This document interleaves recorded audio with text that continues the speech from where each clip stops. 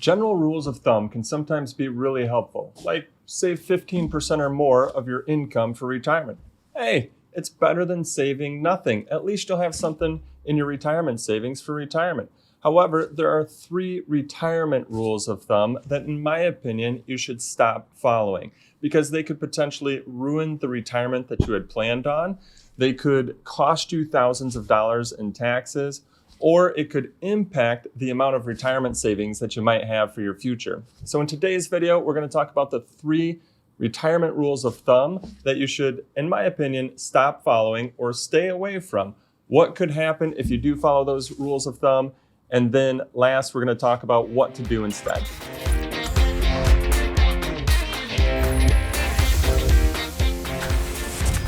So rule number 1 that in my opinion you should stop following or stay away from would be the 75% rule. What is that? Well, once you retire, that you would need 75% of your pre-retirement income for retirement. What does that mean? Well, if pre-retirement you're making $100,000 a year, it's saying in retirement you would need $75,000 a year to maintain your lifestyle. Well, what if you follow this rule and it goes wrong? For example, what if in this example that I'm giving you here, instead you needed $90,000 a month? As you can see, that math isn't working. Your expenses are more than what you planned on with this 75% rule. And retirement is all about cash flow. It's all about cash flow. So if you have those expenses wrong up front, meaning they're more than what you planned on, as you can imagine, you're either going to have to make some drastic cuts in your future, or worse yet, you could potentially run out of money.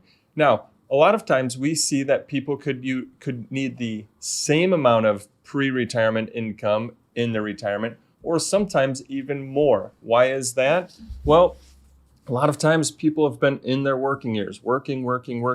Guess what? When they get to retirement, they want to start enjoying that money. They've planned up other activities, travel, things that they want to do while they're youngest and healthiest. And so they might up front need actually more than what the 75% rule would say. So what should we do instead of following the rule? Well, in this case, we actually need to do the work. We need to understand what your number is.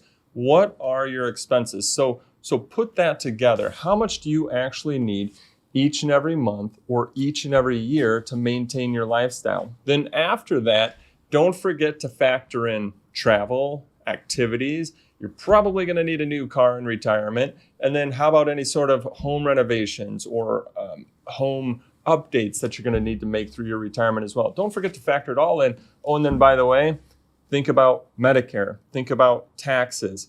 All of that needs to get factored in. And once you have your number versus a general number, you're going to have a lot more, it's going to help give you a lot more confidence and clarity as you go into retirement.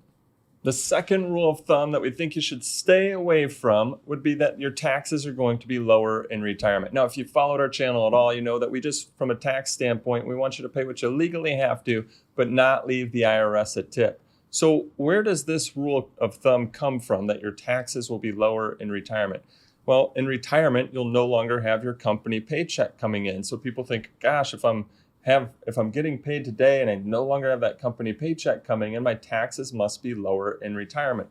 Well, let me ask you a couple questions. One, based on all of the debt that we've assumed in our nation, where do you think tax rates might be going in your future? Question number 2, have you saved into a 401k, 403b, 457, or IRA? If so, guess what? None of that money has been taxed yet. And every dollar that you take out of those kinds of accounts, you're going to have to pay income tax on. Oh, and then in your 70s, you have to start taking the required minimum distributions. That's actually forced income, whether you like it or not, forced income that you have to take out of those accounts. So now in your future, you've got forced income that you have to take. Then because of that forced income, guess what? Most likely your Social Security becomes taxable. Maybe you have a pension coming in. Maybe you have some rental income coming in. You have to add all of that up. And next thing you know, your taxes in your future might be the same or higher than where you might be today.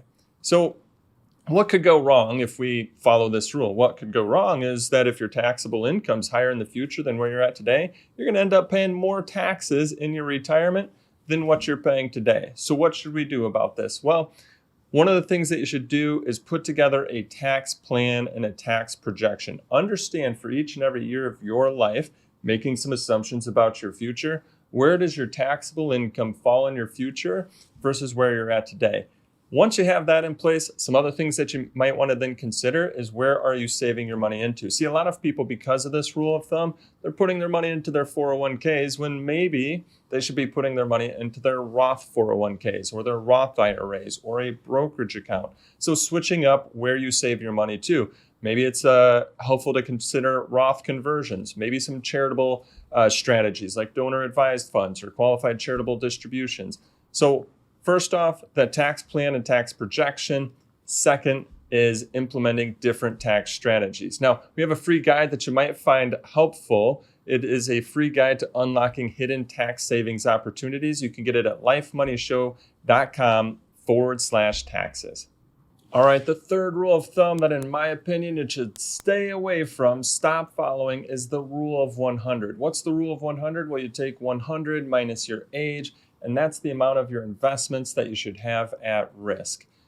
For example, let's just say you're age 60. 100 minus 60, 40% of your investments should be in equities. The 60, your age, should be in fixed income. Well, what could go wrong if you follow this rule of thumb? Well, you could be too conservative and inflation outpaces you, and then will your money actually last as long as you will? And if inflation is outpacing you, guess what? Next thing you know, further down the road in your retirement, you're having to reduce your lifestyle because your money is not growing and outpacing inflation. Folks, in my opinion, this rule can actually become too conservative. So what should you do instead? Well, first off is have an income plan. The income plan is going to help tell you how much income you're going to need each and every year of your retirement life. Utilizing that income plan, you can now match that up with your investment strategy. So you've got enough on the growth side, the equity side, and then enough on the war chest side, fixed income, buffered assets, you name it. So hopefully that helps you understand. For investments, it's not actually going to be helpful to follow this general rule of thumb. In my opinion, it's going to make you too conservative. Instead, do the work, put together a plan, and have an investment strategy that matches it. Hey, I hope that you found all of this to be of value and benefit and helpful to your retirement future. If so, and you want to see additional videos on retirement topics like Social Security, reducing the taxes on your 401ks, IRAs, 403bs, subscribe to our YouTube channel. We're coming out with new videos on topics just like those and other retirement topics each and every week.